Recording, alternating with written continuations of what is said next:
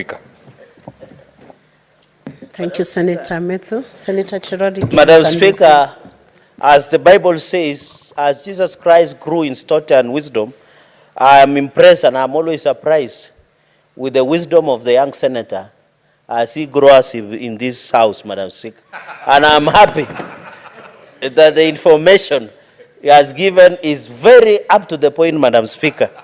So I wouldn't add anything because I find it useful and Solomonic. But what we are demanding, Madam Speaker, because we are discussing about population, let the value of money of you and me, we want when we go to Muranga, we see the value of the money that we gave to the governor and county government. Same to Nandi, same to Kitui. I know Kitui, the senator has been really struggling to ensure the people of Canton Zweni, Kitui, all those places, Madam Speaker, get value for the money that they get, Madam Speaker, and we wish him well in his quest to become the governor. And I'm happy he's in good books with his party leader. Madam Speaker, number two, the issue, another challenge, what I see with this bill, is where National Assembly has become selfish.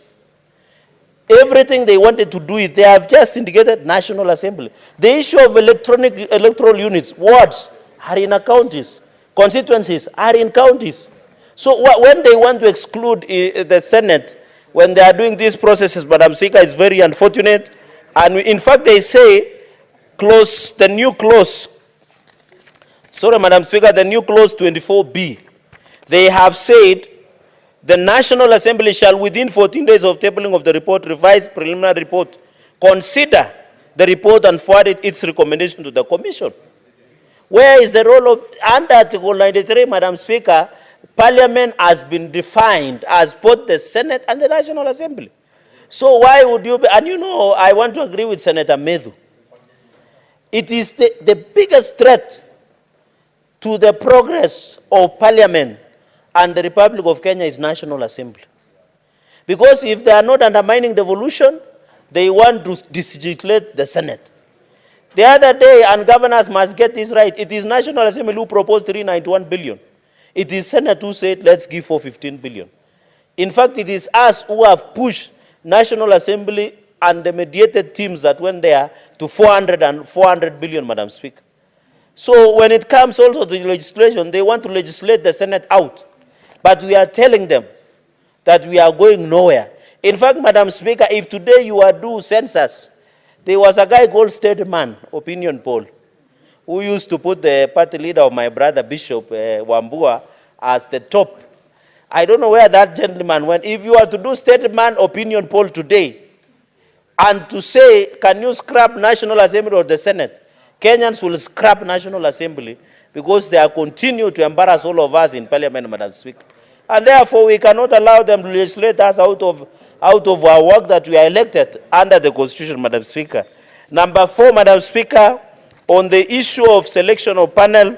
So, Madam Speaker, on the issue of protected constituencies, I expected a NADCO. And that is why I want to thank Senator Wambua, because at least he appeared before NADCO. Myself, I was denied to appear before NADCO, because I wanted to tell the NADCO to ensure the 40 constituencies, including ones in Vihiga County, must be protected. What happens if we pass the law? Where will the 40 constituencies go? I know Senator Mungatana has a protected constituency in these counties. I know in Northeastern, Madam Speaker. Where is the NADCO? And I wanted to be NADCO members in the House. Unfortunately, I can't see some of them. Where is the 40, who is the NADCO member? No, he was in the other one, before the real boys went in. Yeah, before the real boys went in. Madam Speaker, by partisan, Madam Speaker. The 40 protected constituencies in NADCO report, and you are a senior lawyer in this country. If we pass this bill, and that is why we must amend, what is the fate of 40 constituencies that have a right to be represented, Madam Speaker? People are crappling for more counties, like Kuria, Migori, they want a county. You go to Bungoma, they want a county. You go to Kitui, they want another county. If we are going to scrap all 40 protected constituencies, it will be a fair, and we want to tell the NADCO, the people who did this report, that they did a lot of disservice to this country. And I don't fear to contradict myself, Madam Speaker. You know me very well. You know me, Madam Speaker, and you saw me over the weekend. You know me very well. Madam Speaker, the one on the selection panel, the one on commissioners, number 5, we have now increased from 7 to 9, the selection panel, Madam Speaker. In this selection panel, I have seen that PSC, I agree with my brother, Senator Utsosi, in the morning about the PSC. Madam Speaker, we are being selfish because you are saying PSC itself does not even have capacity to run parliament. How can they be part of giving people to be part of selection panel, Madam Speaker? How can they be? They could not even defend our budget. Committees are almost collapsing, Madam Speaker. You are the chair of liaison, lamenting. How can parliament be the house of lamentations? The only lamentation we know is in the Bible. For us who are Christians, Madam Speaker, there is called a book of lamentation. Yani vitabu ya malilio. I don't know what you say in Kiswahili, Madam Speaker. So, maombolesi, let me borrow with your indulgence, Madam Speaker. PSC itself cannot run parliament. How can they have the wisdom to give selection panel? We should allow politicians to do their job. Let us retain on the selection panel, Madam Speaker, be made, Madam Speaker, with this. For example, Madam Speaker, when you go to Bunge Towers, you wait for over 30 minutes to board a lift up to 25th floor. There is no network of your phone, Madam Speaker. Even the integrated security system is porous. If they cannot manage our security system within parliament, and within even a lift, to manage a lift to go from ground floor to 25th floor where there is no network, what can you tell us, Madam Speaker? So this one, I don't know the wisdom, but I will bring an amendment so that the minority and majority parties, and also because you have sat in decision-making of a ruling political party, also these briefcase parties, they must be stopped. I agree they must be stopped, Madam Speaker. We have over 80 political parties. People are walking around with briefcase. And then when it comes to such serious matters, the parties that you have never known, sisi kwa sisi, wao kwa wao, yule kwa yule party, and they want to give the names, Madam Speaker. We must stop this, Madam Speaker. On the issue of ISPAC, Interreligious Council, I think it is very important, and I agree that it should have the face of Kenya, it should have gender parity, and I'm agreed that the current selection panel, Madam Speaker, should be given a chance. Because, Madam Speaker, if the current selection panel have not violated the law, the work that they have done, because they are using taxpayers' money, the current selection panel must be relooked at, Madam Speaker. On the issue of commission, I have seen it is 5, Madam Speaker, who will form a quorum. I have heard people saying, Wafula Chebukati in the previous election was the only one making decisions. I don't believe so, Madam Speaker. I don't believe so, because us who are in Bomas, Wafula Chebukati, Madam Speaker, consulted with other commissioners. Chereragei 4 behaved in bad faith, Madam Speaker. You cannot leave your workstation and go somewhere else and issue a press conference and say, Chair, even as we have chaired the committee, I'm happy there is the chair of CPIC here, seated here. When the decisions of a committee are made, it is the chair who communicates, Madam Speaker. So I don't want to see people blaming Wafula Chebukati. What we have agreed, and I've seen people saying, if the chairperson, Madam Speaker, in this bill, they have said if the chairperson of IEBC is missing, then it does not stop the business of the committee, of the commission. If somebody had kidnapped Wafula Chebukati, and this law was here, Madam Speaker, and we saw even in some of the interviews, Madam Speaker, what would have happened? Senator Chereragei, Senator Utsosi would want to give you some information. No information. Madam Speaker, no information. Please. My time is spent, Madam Speaker. Continue, Senator. If Wafula Chebukati had been kidnapped, where will be the Kenya now? We cannot allow this amendment from Azimio cannot fly through our faces. We must amend, Madam Speaker. If the chair is not there, the commission should not function. Finally, on technology, Madam Speaker, we must use technology up to the level we have confidence in it. But with the fact, Madam Speaker, what is your point of order, Senator Utsosi? Madam Speaker, I rise on standing order number 105, statement of fact. Senator Chereragei has stated the Azimio amendment. when we know that this bill before us is a product of NADCO, that Azimio was just one of the parties. Is he in order? Yes. Chereragei, the point of order is in respect on how that bill has been presented and who originated the bill. It originates from the work of NADCO. Do you want to respond to your assertion of the Azimio amendment? No, Madam Speaker, I can respond to Senator Otsosi in a funeral somewhere in Western in this coming weekend after Senator Chereragei, we are not in a deliberations. funeral in that place that you are imagining. Respond on the floor of this house. Okay, Madam Speaker, well guided. What I'm saying, Azimio was part of it, so it's still part of the NADCO report. This just saying Kenya Kwanza, Senator Onyonga said in the morning. So I'm just saying a fact that it already exists in the Standing Order 105. But I can still replace that NADCO stroke Azimio proposal because Kenyans are aware of the proposals that came from other factors. Madam Speaker, in conclusion on the aspect of technology, let us not overrate technology. I was in Brazil, Madam Speaker. Technology is always but we should be worried about hacking, Madam Speaker. And then number two, how many places have network in this country? Like Logitang, somewhere, like in Namanga, Madam Speaker, is there a network? Like a place like Elwak, in Mandera, Marsabit, there, Madam Speaker, as their networks.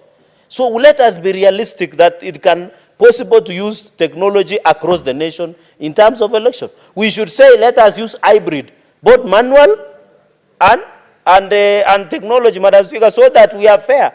We don't want to, Madam Speaker, you know every Kenyan has a right to vote. It is a universal suffrage. But if you introduce obstacles like technology, we'll disfranchise many Kenyans not to vote, Madam Speaker. And therefore, on the use of technology, I'm proposing let us use an hybrid system. Where the technology applies, so be it. Where the manual applies, so be it, Madam Speaker, so that we protect the integrity of elections, Madam Speaker. But I hope this will be the last amendment on election laws. We have amended, Madam Speaker, these election laws until it has lost value, Madam Speaker. We don't know even the origin of the first law in 2011, after the promulgation of Constitution of 2010. Madam Speaker, I will only support this amendment with an amendment. But as it is, I reject. I thank you, Madam Speaker. Thank you, Senator Chereragei. Honorable Senators, before we proceed on to the next senator to contribute to this debate, I have a communication to make.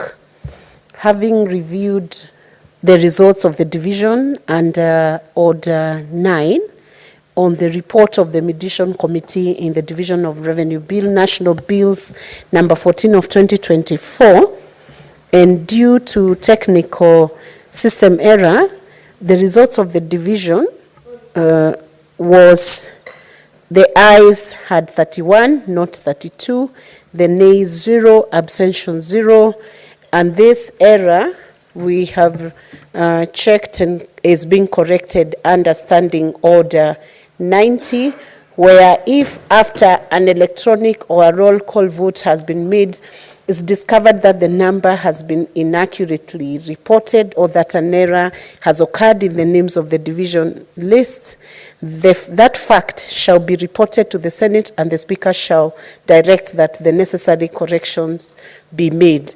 That was brought to my attention by the clerk's desk, and I have directed that the necessary correction be made so that we have the accurate report. Thank you.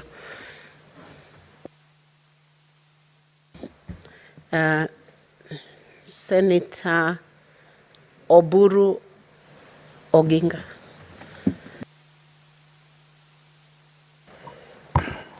Yeah, thank you, Madam Speaker. Madam Speaker, I don't want to be long on this. Mr. Speaker, first I would like to thank you for giving me this opportunity. And Mr. Speaker, I would like to just make a few general statements on elections. Mr. Speaker, an electoral process has gone through very long history in our country. Mr. Speaker, we used to have a system in this country where, Mr. Speaker, sir, Madam Speaker, the president was everything. President was the one who was budgeting for the Electoral Commission. The President is the one who was holding funds for them. Madam Speaker, the President was the one choosing the chair of the Electoral Commission.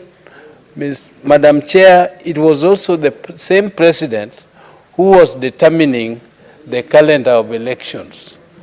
Madam Chair, those days were very, very dark days. And therefore, we used to have a one-party system, Madam Speaker. Madam Speaker, through that one-party system, it was very, very torturous to particularly members of Parliament. And Madam Speaker, I will recall that there is one time when through that one-party system, and I was a councillor in those days, Madam Speaker, I was a councillor in Kisumu municipality, and there was a committee of KANU which was called a disciplinary committee. And that committee, Madam Chair, Madam Speaker, was very, very ruthless.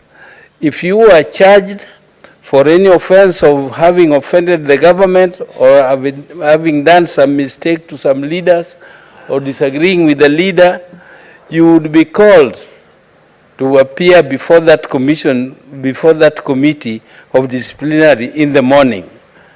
And Madam Speaker, if you appeared before that committee in the morning and somehow after interviewing you, they found you to be guilty, they would declare a verdict of guilt on you. And if they did that, Madam Speaker, that matter would be taken to Parliament the same afternoon.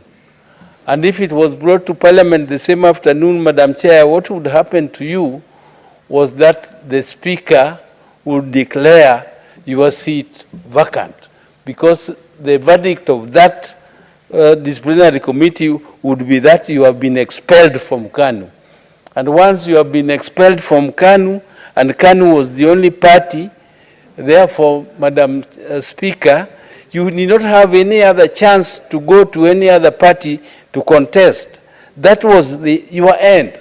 So people used to go before that disciplinary committee and kneel and try to plead so that they would be exonerated, Madam Speaker.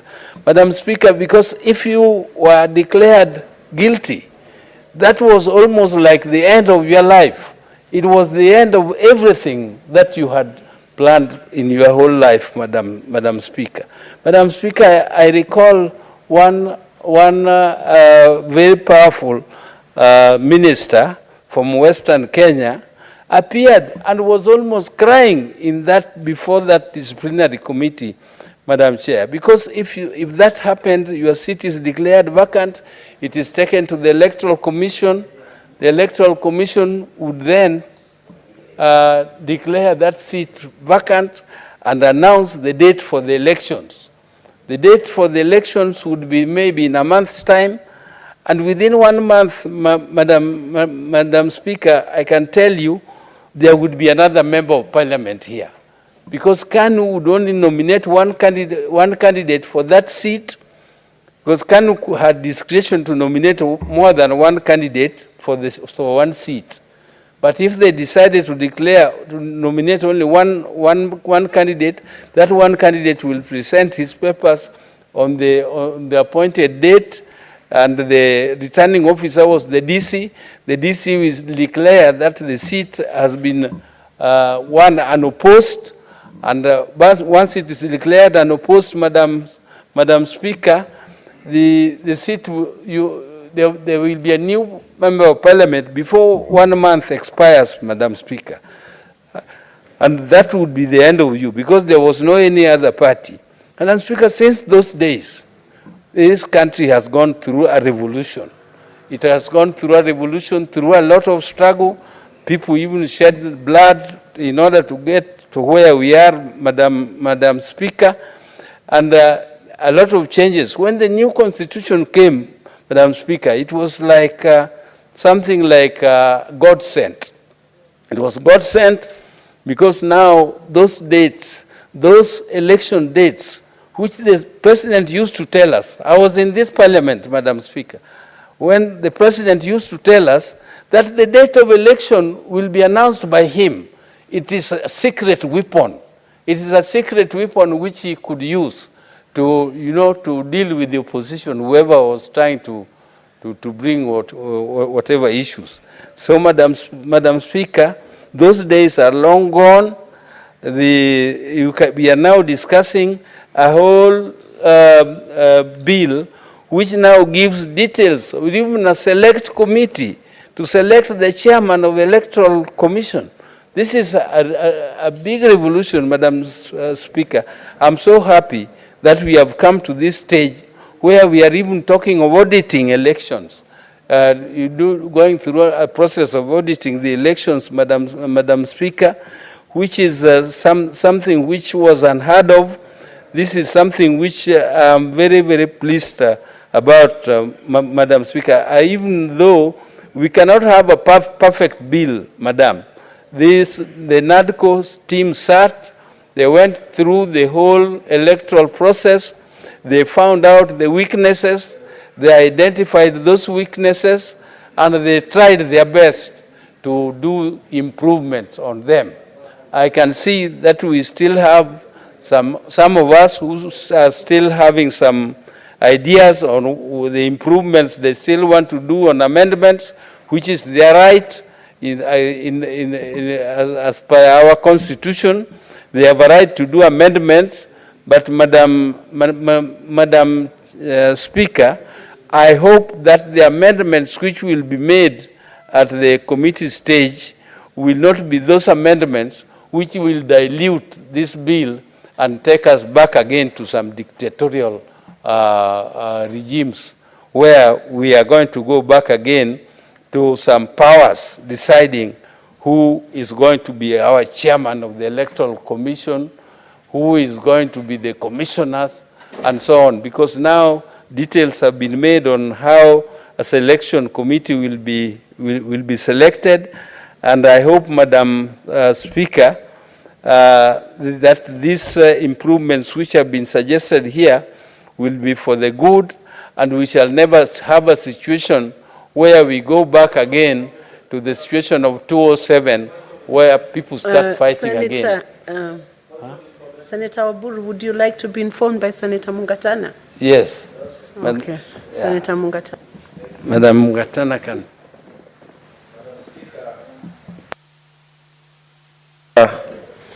I'm one of those people who always want to listen to the Honorable Dr. Oburu because he oozes a lot of history and wisdom.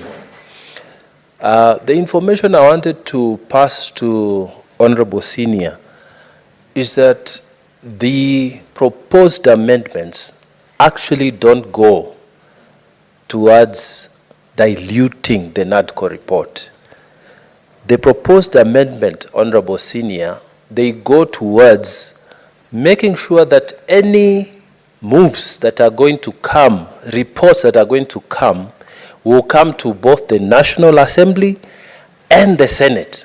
Because as it is, if you read the bill, we are legislating ourselves out of work, and we cannot allow that. So it is just the definitional aspects and the improvement on how we handle issues that are arising around those issues. For example, on the question of auditing, not auditing, but the question of limiting the boundaries delimitation. Imagine the way that law has come. It has excluded the Senate. They are reporting to National Assembly without us. So the JLAC have been able to pick up some of those things. And I wanted to persuade you, Honorable Senior, that you support those amendments. They are good for the Senate. I thank you, Mr. Speaker. You can resume, Senator Oburu. I appreciate the information given to me by my colleague with whom we have been friends for a long time here in this parliament. I appreciate the amendments, and I'm not saying I'm going to oppose the amendments as such, particularly when he mentions something which I'm concerned about, that the delimitation or the delineation of the boundaries will be taken to the National Assembly and then back to the committee or to the commission without coming to the Senate. Madam Speaker, I don't support that provision in the bill, or in the NADCO bill, Madam, and I hope that expanding it to include the Senate will enrich rather than dilute the bill. And Madam Speaker, I appreciate that there are quite a number of amendments which are being proposed are good, but I didn't like some of them which were being proposed by Senators Chereragei, which I thought were actually retrogressive, taking us back. But I don't want to, I did not stand here to criticize any senator. I just wanted to support the NADCO report and also support my colleagues who have contributed before me and who have suggested amendments to it. And Mr. Speaker, Madam Speaker, I support. Thank you. Thank you, Senator. Senator Mudigi Alexander Munyi.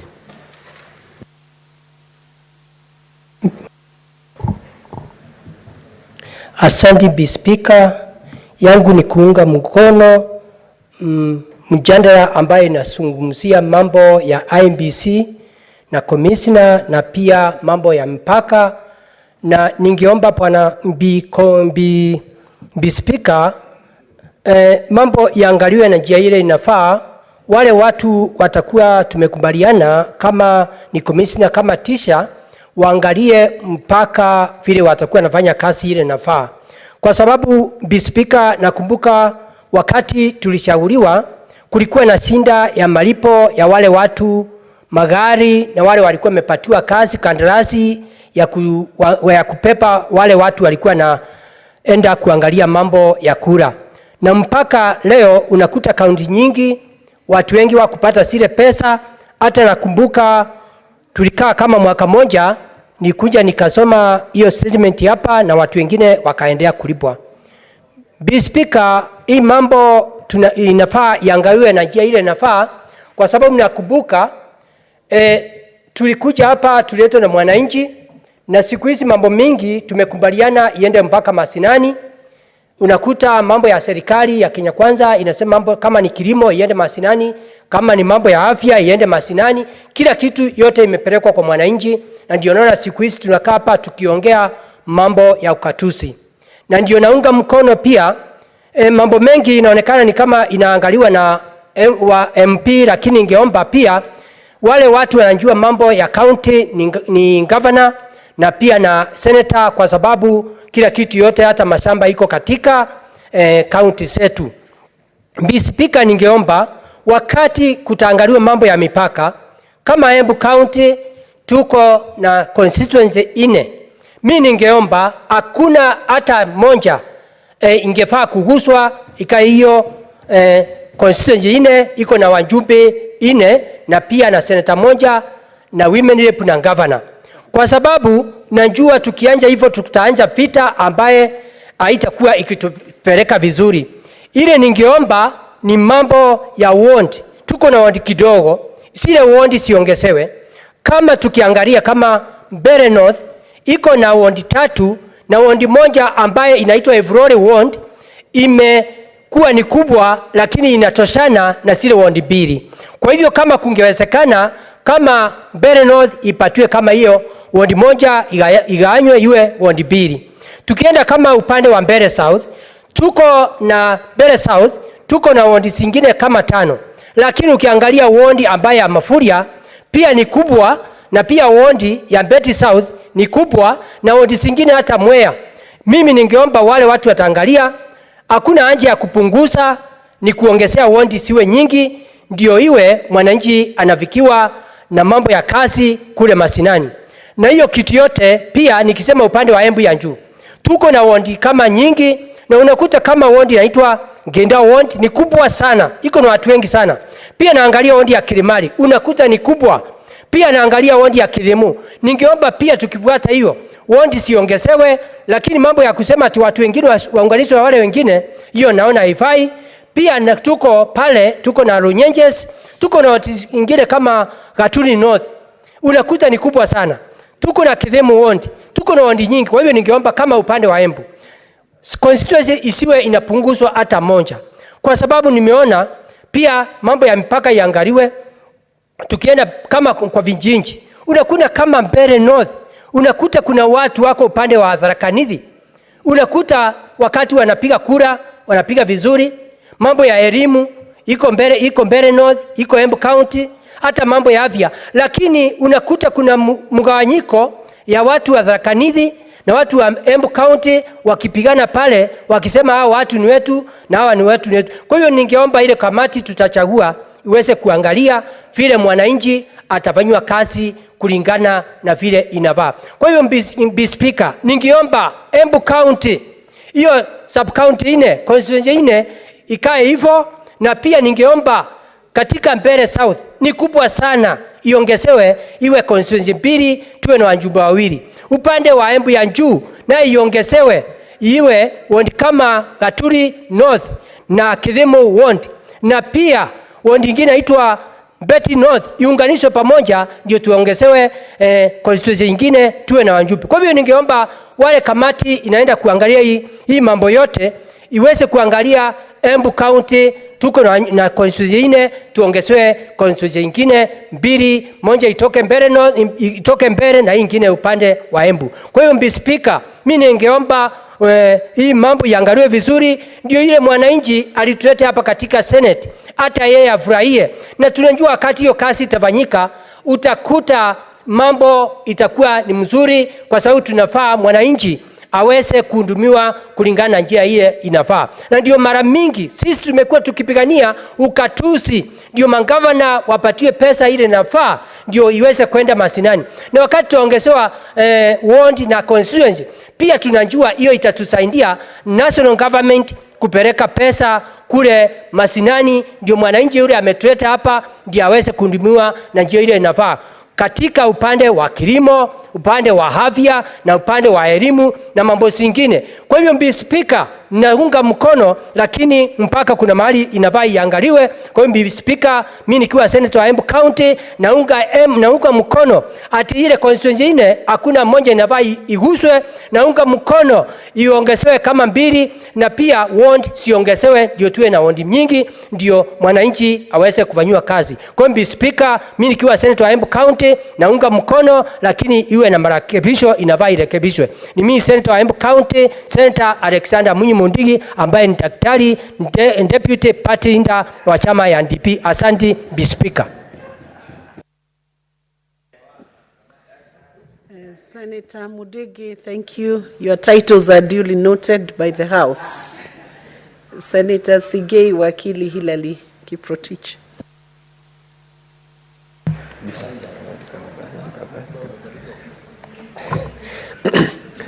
Thank you, Madam Speaker. I want to support this very important bill. The reason why this House exists is because of an election that was conducted, and it was conducted through a process. That process is part of what this bill seeks to streamline. Madam Speaker, the bill is a bipartisan bill that is co-sponsored by the majority leader and the minority leader of this House.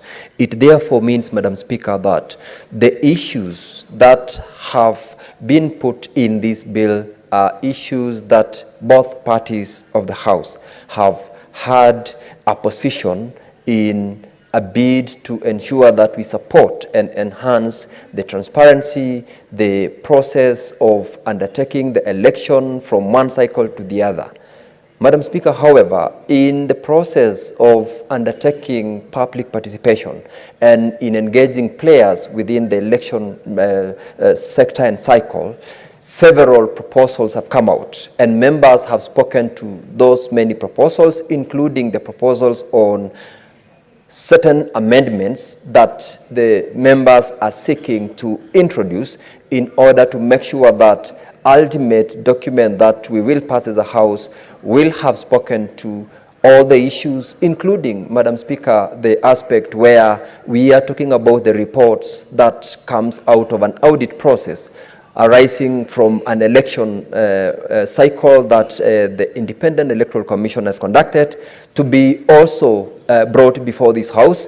Why? Because, Madam Speaker, the Senate as well as the National Assembly are both critical players in an election cycle.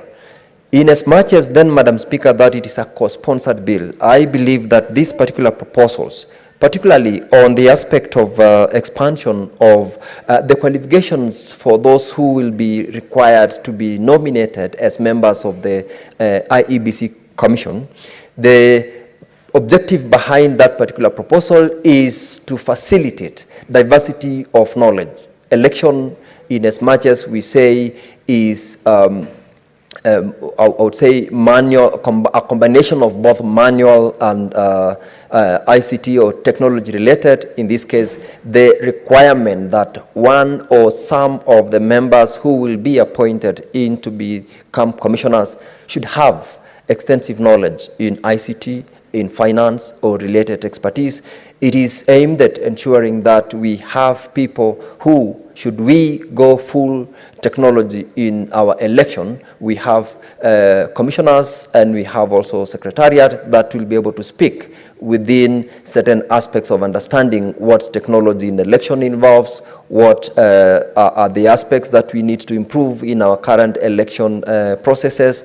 And Madam Speaker, that is a very important inclusion in the amendment to the law, so that as we go to the next election cycle, we have got sort of a streamlined process where, should we need technology, we have commissioners who have got knowledge in that particular aspect. Part of it, Madam Speaker, also in the proposals is the issues which were raised by parties that went to court. Remember, we have had a lot of litigation in the provisions of the Elections Act, the IEBC Act, and matters related there, and the proposals to include particularly certain aspects in the selection panel, in the number of commissioners, in the quorum that is required to form for purposes of transacting the business of the commission, is to align the law as is with the pronouncements that have come from the highest courts in the land, and also to accommodate now the comments that came from members of the now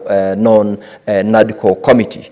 Because, Madam Speaker, in the course of their reaching out, in the course of the public participation, so many comments came where the public, the players within the election sector, had their issues, which issues were incorporated, and that is why this particular document has proposed those amendments with regards to the quorum of the members of the commission, so that we also do not get to the situation like we did in the last election, where members were unable, or at any given time, everyone was suspicious of the decisions which are being made by the commission as to whether or not a membership of 3 can form quorum or 5 out of the 7. Remember, Madam Speaker, the Constitution provides that a commission comprises of between 3 and 9. As to whether or not then 3 can be appointed at any given time, will they form quorum? This is what this particular amendment to the Act has been introduced in order to make sure that we cure that anomaly, or the aspect of the inability to be very comfortable by membership with regards to the quorum of the commission. About the selection panel, Madam Speaker, the expansion of the panel from 7 to 9, remember, this was an amendment that was done by this House barely 1 year ago, where the schedule to the Act was amended to provide for membership to the selection panel at 7. The current proposal to amend the selection panel to increase the membership from 7 to 9 is to accommodate as many as of those players in the election to be in the selection panel, so that we also have in that particular selection panel representatives from political parties, where we have got the political parties liaison committee giving us membership. We've got the public service, parliamentary service commission. We have got also the interreligious groups. The diversity of the membership that will be given to the selection panel, Madam Speaker, will enhance the required expertise, knowledge, and experience in the team that will be given the mandate to give this country the IEBC that will conduct the elections that's coming and other subsequent elections that will fall within their mandate. Madam Speaker, we have been out of commission for a couple of years now, from the time we concluded the elections in 2022, and there are by-elections which have not been conducted. Some constituencies do not have representation. It is a constitutional edict, Madam Speaker, that every part of Kenya should have representation.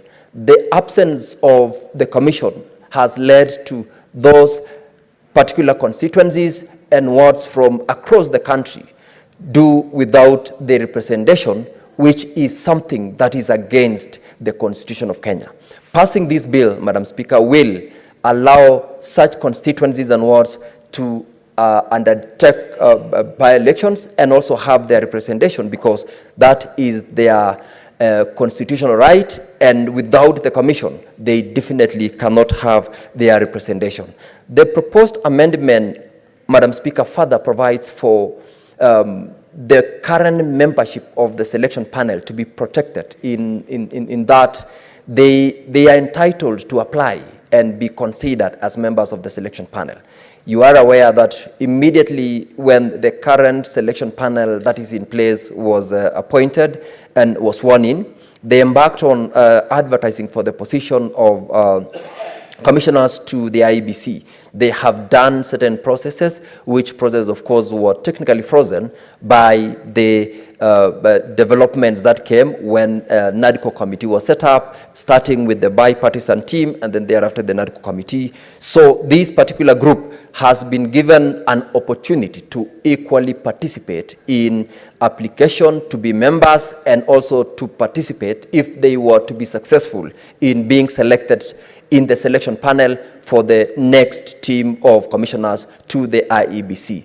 So as we debate this bill, Madam Speaker, we should be alive to the fact that we need the IEBC, and therefore we need the selection panel so that this particular commission is put in place, because without IEBC, there are so many issues that would arise, including on those elections which I've made reference to, and since they cannot be conducted, members of this country from the constituencies where they have no representation are denied of their right. And Madam Speaker, as I conclude, with regards to the proposal to submit the audit report of an election to Parliament by the IEBC, that is one of the very important roles that the Commission will be expected to conduct. And the timeline given of 18 months is very critical. It is critical, Madam Speaker, because in the process of undertaking their audit, the Commission will be able to identify mistakes which they could have been committed in the course of the election.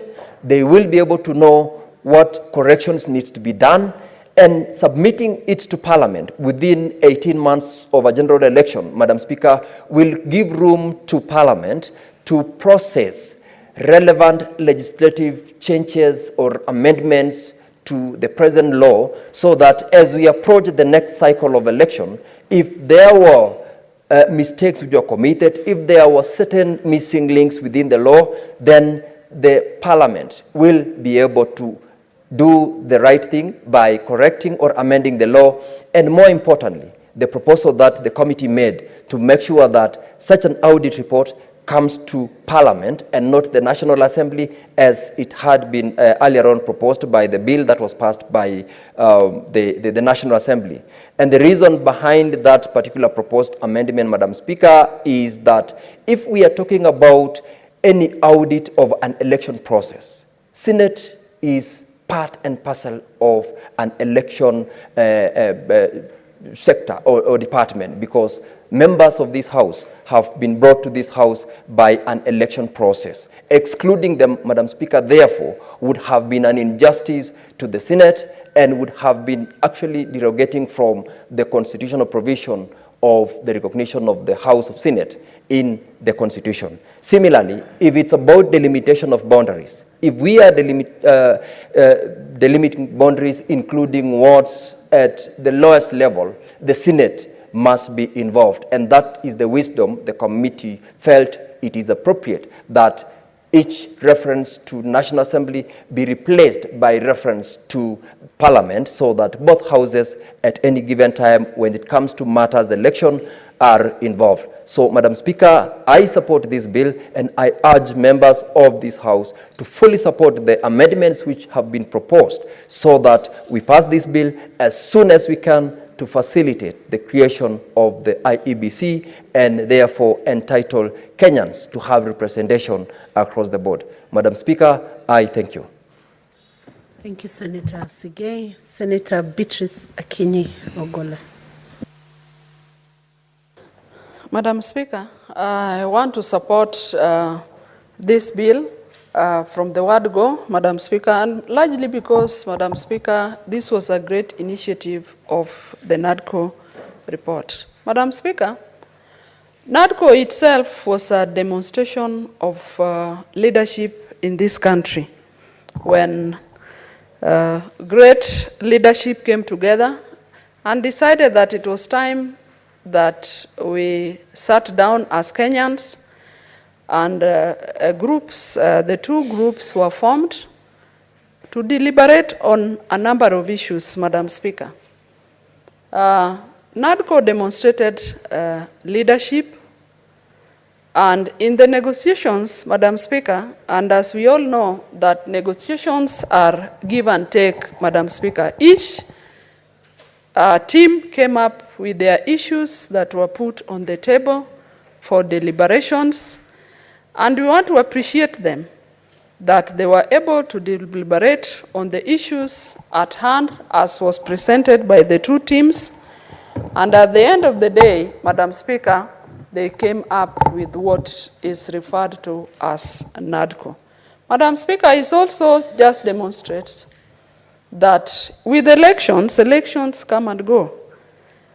And it does not stop each of the teams from sitting down to iron out on contentious issues. Madam Speaker, it was a great demonstration of goodwill by the governing coalition and the Azimio coalition. And thus, we have the amendment bill we are debating on today. Madam Speaker, I support this, that IBC, if well constituted, will run elections that stand the test of time. And Madam Speaker, elections are so important, is a priority in this country because IBC, through running of elections, give us what we refer to as the representatives of the people.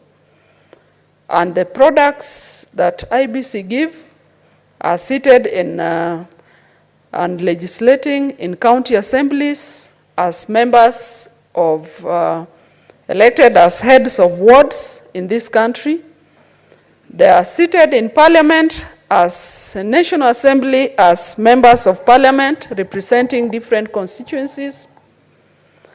A number are in the Senate here representing counties, Madam Speaker. And so, what the mandate of IBC is such a priority to Kenyans in general, Madam Speaker. It talks about boundaries, and boundaries in this country are also a top priority. That with those boundaries, be they wards, be they constituencies, be they counties, they are so dear to the people of Kenya because boundaries not only define leaders that our people will have, but they are also determinants of resources at either the ward levels, the constituency levels, and at the county level. Madam Speaker, these boundaries mean so much to Kenyans to the extent that with the boundaries, Kenyans know that they determine some employment quotas. That at some point in this country, employment was brought back to boundaries that people would be at, even the Public Service Commission, while making adverts, sometimes the numbers are calculated based on constituencies, based on counties. So, Madam Speaker, I support this because if the IBC is formed in a way that is acceptable to all of us, Madam Speaker, then the output will also be something that is of benefit to all Kenyans. But Madam Speaker, as the boundaries are created, Madam Speaker, they must take into consideration equity. All Kenyans would like to compete in a way that they would like to see, if it is in a ward, they would want to see what is in that ward should also be entitled to other wards. Madam Speaker, on these boundaries, you see the issue of constituencies. Right now, Madam Speaker, we are looking forward to, once the IBC is constituted, Madam Speaker, we are looking forward to certain constituencies getting even more constituencies. Madam Speaker, in a constituency where I come from, that is Ndewa constituency in Homa Bay County, it is a constituency that has 7 wards, Madam Speaker. And Ndewa is so populated, Madam Speaker. All we are looking for, and we are praying that this IBC would be formed like yesterday, and all we are looking for as the Ndewa constituents is that our rights as a constituency will be looked into as other constituencies are deliberated on. Because Ndewa is a constituency that, given all the parameters, Madam Speaker, it can be split into 3 constituencies. A ward where I come from is a ward that has over 30,000 voters. In this country, there are constituencies alone that has 30,000 voters. So, Madam Speaker, if we are looking at equity, if we are looking at resources that a constituency is entitled to, if we are looking at, in terms of even personnel at employment levels, we feel as a constituency that we do not get what is rightful to us because the constituency is so large. Madam Speaker, I support this. When you look at the selection panel, I find it a selection panel that is inclusive.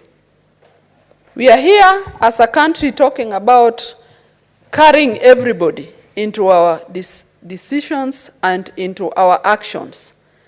If you look at the composition, the proposed composition of the selection panel of the commission as spelled out in the bill, we find very good representation, including spelling out the issue of gender in the selection panel.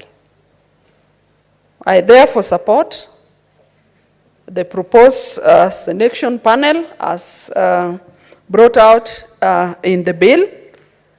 And Honorable Speaker, in the selection panel forming the commission, you see the issue of the chairman has been mentioned.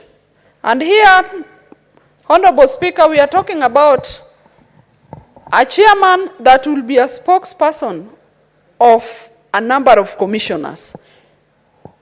We are moving away from a chairman who is a know-it-all chairman, who will be deciding, making decisions on their own, Honorable Speaker. Like we saw it in the last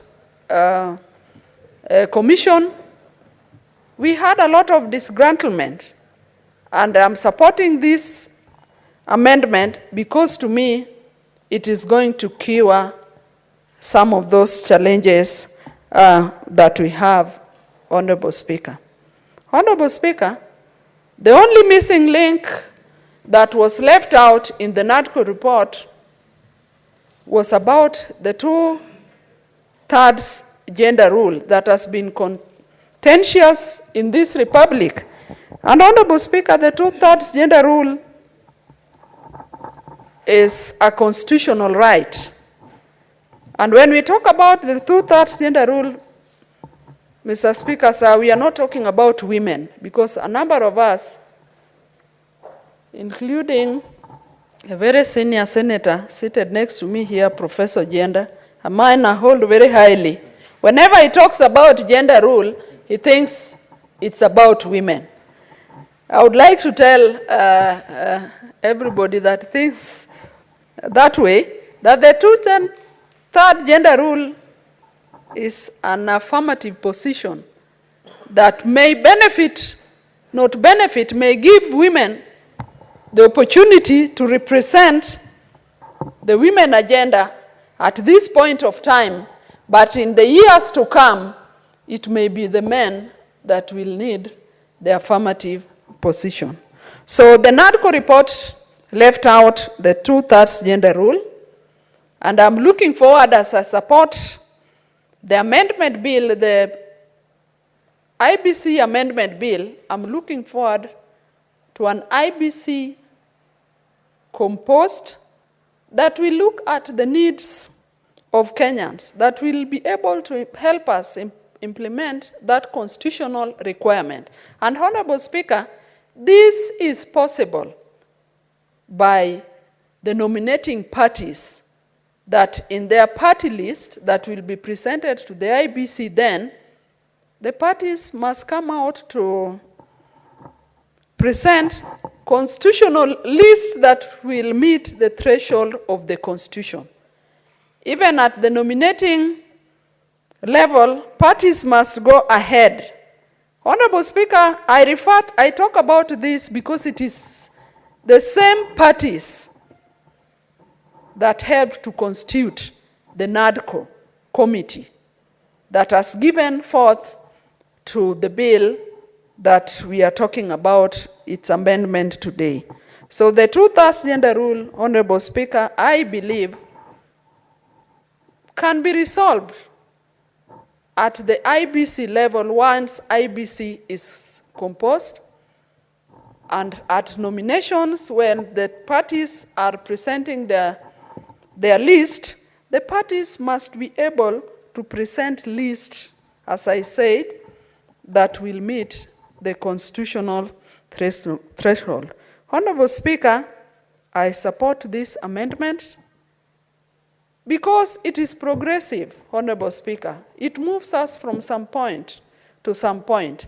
And I believe with this bill, we will be able to cure a number of issues. Honorable Speaker, just recently, His Excellency the President had a delegation to the United States of America, a trip that was highly made public of, and I saw a number of goodies that were listed that the President was able to bag from that official trip, historic trip to the United States of America. And Honorable Speaker, because we are discussing the issue of IBC, I must mention that in one of those goodies, I saw that the President was able to bag 198 million for the reforms of IBC. Honorable Speaker, that was good enough. Whatever you get from elsewhere is a plus. But as a nation, Honorable Speaker, we must invest more in IBC if we want to get the desired results that we are looking for as a country. Because as IBC is reformed, in the many ways that we'd like it to be reformed, Honorable Speaker, all of us must take note that IBC is some skeleton, a skeleton commission, but running elections everywhere. We must not only look at the reforms of IBC at the national level. IBC has structures at the counties, sleeping structures, Honorable Speaker. I call them sleeping structures because those are offices that only run when elections are about. We must be able to see offices that are active, overseeing electoral activities that are not only limited to elections alone, because our people need to be served in those offices. We must see vibrant election IBC offices at the constituencies. We must also see there's nothing that stops even IBC from devolving their offices to the ward levels. Honorable Speaker, I support this amendment, and I want to say that as a country, we must invest in full and progressive reform of the IBC so that we get results, we get the output that is desirable to Kenyans. Honorable Speaker, I support. Thank you, Senator Beatrice. Senator Cheptumo. Thank you, Mr. Speaker. Mr. Speaker, the IEBC, as we all know, is a very important institution in the management of our elections. And Mr. Speaker, in every election there has been issues about IEBC. The commissioners, the management, and so on. And Mr. Speaker, any attempt to reform, any attempt to improve the efficiency of IEBC, Mr. Speaker, is welcome. And I think this is the exact reason why the NATCO team was able to pick up this issue. And Mr. Speaker, it is our moment as a country and as a house to do the right thing. So that, Mr. Speaker, going forward, we will not be lamenting every election year that we lost elections because of the composition of the commissioners. We lost elections because of the elections law, and blame everything for what is happening, Mr. Speaker. So these proposed amendments to the Act, Mr. Speaker, I submit are very, very important because then it will strengthen the operations of IBC and ensure, Mr. Speaker, that we have efficient elections in terms of having better laws. Mr. Speaker, if I read the objectives of this bill, the objectives that were quoted, Mr. Speaker, are very, very important. And allow me, Mr. Speaker, to just refer to that part of the objective of the bill. Mr. Bill, the bill seeks to enhance transparency. Transparency is important because then, Mr. Speaker, it removes the doubts about our institutions of governance and of elections. It seeks to enhance efficiency and accountability in electoral process. The bill seeks to make the Commission's appointment process more inclusive and transparent while ensuring continuity and stability within its administrative structure. So, Mr. Speaker, the bill is addressing not only the commissioners, but also the administrative structure of the Commission. Mr. Speaker, I will address only 2 areas of this bill in my submissions. And Mr. Speaker, the first one is the issue of the selection panel.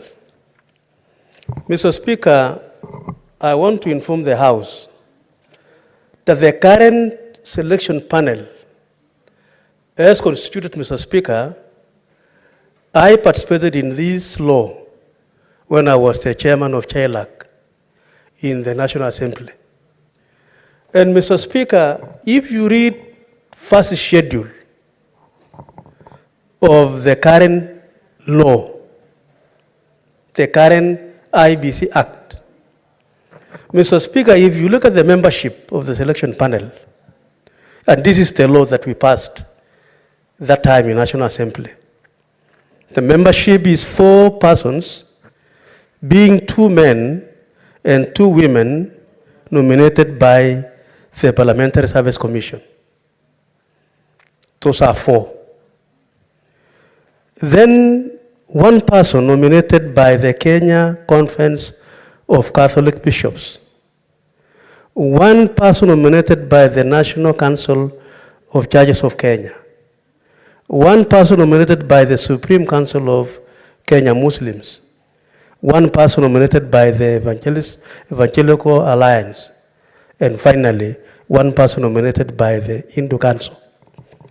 Mr. Speaker, if you look at the composition of that panel, it is almost 90% religious groups appointed. And I think, Mr. Speaker, the current change of the institutions to nominate the selection panel, because in this bill, Mr. Speaker, we see in clause 9 of the bill, because that's the one I want to deal with now, that the membership of the commission, of the selection panel, shall be appointed by a number of institutions, which is a complete departure from the previous religious organizations. That's now we have 2 persons nominated by the Public Service Commission, 3 persons nominated by the political parties, liaison, and so on and so forth. It is only 2 members nominated by Interreligious Council of Kenya. So, Mr. Speaker, we have reduced the number of members to be nominated by the religious organizations to only 2 from the previous 5. Mr. Speaker, then we now have the LSK. LSK, Mr. Speaker, is a very important institution, and I'm supporting the fact that now at least LSK can give us 1 person in the selection panel. Members, Mr. Speaker, have already submitted here that there is need to relook at the Parliamentary Service Commission, giving us 2 people, and even for the political parties liaison. Issues have been raised about whether they are credible enough to be able to do that. And I think, Mr. Speaker, this conversation is important. So, Mr. Speaker, I just wanted to say that having been the chair of Chereragei and passed a law that is in the current act of the IBC, and now being in this House, again seeing the departure, I think, Mr. Speaker, it is a good move so that we don't have a lot of members of the selection panel from religious organizations to a large extent, because there were 5 out of the 7. Mr. Speaker, I've also seen the increase from because that is what the law, what this law has done, is to increase the number from 7 to 9. Again, I think it is also a plus because it is widening the scope of the institutions that are going to give these members of the selection panel. Mr. Speaker, the other progressive issue about this is, if you look at part 3 of that particular section or clause, the bill says the respective nominating bodies shall select nominees for appointment through a competitive and transparent process. Mr. Speaker, it is okay to have members of selection panel.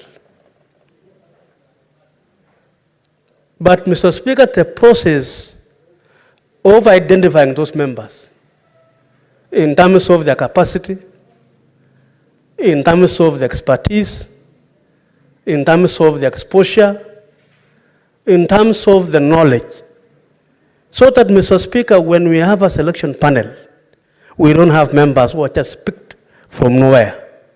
I support this provision or proposed amendment because, Mr. Speaker, that was not in the previous law, or that, I mean the current law, which we passed when I was in the National Assembly. So, Mr. Speaker, it is important that we have a process. I believe there will be some advertisement, members will apply, giving the qualifications required, and I think, Mr. Speaker, these are very, very progressive proposals. 2C, Mr. Speaker, and I'm saying this because, Mr. Speaker, as our chair, my chair of the Chereragei, these are matters you really took us through and we were able to discuss. The respective nominating bodies shall ensure that not more than 2/3 of the nominees are of the same gender. What are we doing here, Mr. Speaker? Again, we are again becoming progressive, ensuring that the membership don't have a problem of gender. Mr. Speaker, the problem of the gender parity has been a big problem in the country. And, Mr. Speaker, the Constitution is very clear. But how we have been able to fail as a country to achieve, it has been a serious problem. And I think, Mr. Speaker, by these kind of provisions, we will be able to achieve some of these gender, the 2/3 gender rule in our institutions of governance as we work on the bigger dimension of that issue. So, Mr. Speaker, on the aspect of selection panel, I want to support and say that this is very progressive, and I want to hope that all the institutions that will be able to nominate members of selection panel should be able to follow the law so that we have good members to serve in the selection panel. Mr. Speaker, a good selection panel will give us good commissioners of IBC. Mr. Speaker, my second point, so that I also give my other colleagues to proceed, is the electoral boundaries, delimitation of electoral boundaries. That is under clause 7, Mr. Speaker. Mr. Speaker, this is a very important amendment because for